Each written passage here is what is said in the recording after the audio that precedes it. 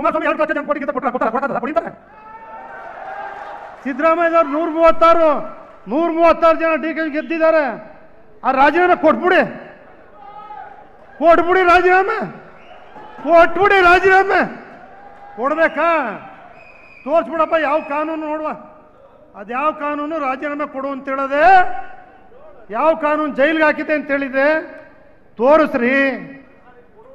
ರಾಜ್ಯದಲ್ಲಿ ಏನ್ರಿ ನೋಡ್ಬೇಕಾಗಿದೆ? ರಾಜ್ಯ ಏನ್ ನೋಡ್ಬೇಕು ಜನ? ಕರ್ನಾಟಕ ಭಾರತ ದೇಶಕ್ಕೆ ಮಾದರಿ ರಾಜ್ಯ ಇಂಥದ್ದೆಲ್ಲ ನೋಡಿಲ್ಲ.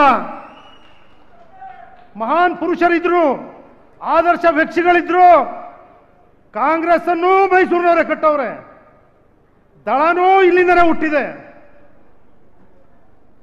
ನೀವೆಲ್ಲರೂ ಕೂಡ ಜನಗಳಿಗೆ ಸೇವೆ ಮಾಡೋದು ಬಿಟ್ಬಿಟ್ಟು ಕೆಲಸ ಮಾಡೋಕ್ಕಾಗದೆ ಅವ್ರ ಮೇಲೆ ದಿನಕ್ಕೆ 3 ಪ್ರೆಸ್ಸು ಟಿವಿ ಪುಣ್ಯಾತ್ಮರೆ ನಿಮಗೆ ಕೈ ಮುಗಿಬೇಕು,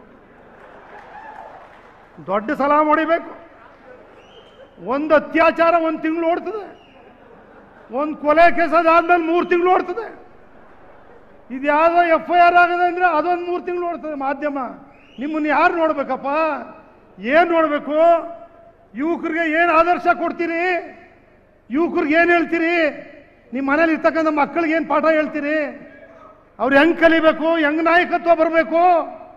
ಇವ್ರು ಒಳ್ಳೊಳ್ಳೆ ಕೆಲಸಗಳನ್ನ ಹೇಳ್ಬೇಕಲ್ವ? ನಾಯಕತ್ವ ಬರಬೇಕು ಅಂತ ಹೇಳಿದ್ರೆ ತಾಯಿ ಚಾಮುಂಡೇಶ್ವರಿ ನಿಮ್ಗೆ ಒಳ್ಳೇದನ್ನ ಮಾಡ್ಲಪ್ಪ. ಇನ್ಮೇಲಾದರೂ ಕರ್ನಾಟಕ ರಾಜ್ಯ ಉಳಿಸಿ. ನಮ್ಮ ಸಿದ್ದರಾಮಯ್ಯನವರು ಡಿ ಕೆ ಅವರೆಲ್ಲ 5 ಗ್ಯಾರಂಟಿ ನಿಜ ಮಾಡ್ತಾ ಇದ್ದೀರಿ, ಮಾಡಿ.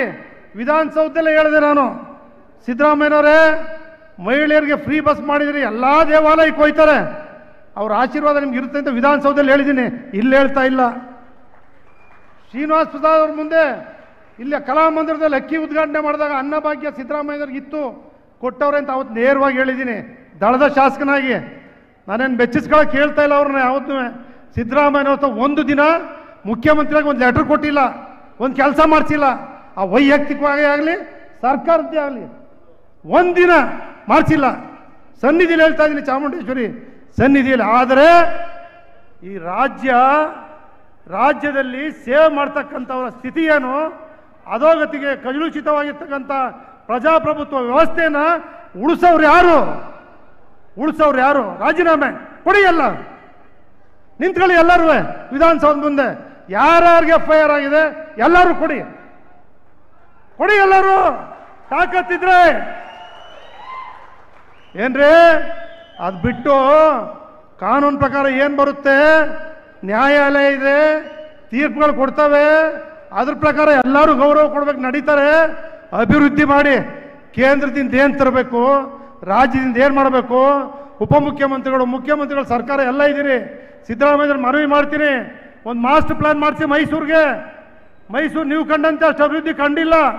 ಪ್ರವಾಸೋದ್ಯಮಕ್ಕೆ ಮಾಡಿ, ಒಂದು ಮಾಸ್ಟರ್ ಪ್ಲಾನ್ ಮಾಡಿ, ಒಂದು ಜಿಲ್ಲಾಧಿಕಾರಿಗಳ ಅಧಿಕಾರ ನೇತೃತ್ವದಲ್ಲಿ ಅಥವಾ ಹಿರಿಯರ ಒಂದು ಸಮಿತಿ ಮಾಡಿ. ನಿಮ್ಮ ಕಾಲದಲ್ಲಿ ಈ ಕ್ಷೇತ್ರ ಮೈಸೂರು ಮಹಾರಾಜರ ಹೆಸರು ಶಾಶ್ವತವಾಗಿ ಉಳಿದಿದೆ, ಇನ್ನೂ 3 ತಲೆಮಾರು ಇರ್ತದೆ. ನಿಮ್ಮ ಹೆಸರು ಇಷ್ಟು ವರ್ಷ ಆಳಿದಿರಿ. ಮೈಸೂರು ಉಳಿಬೇಕು, ಮಾಸ್ಟರ್ ಪ್ಲಾನ್ ಮಾಡಬೇಕು, ಅಭಿವೃದ್ಧಿ ಪಡಿಸ್ಬೇಕು. ಜನ ಕೊರಗಬಾರ್ದು ನೀರಿಲ್ಲ ಅಂತೇಳಿ.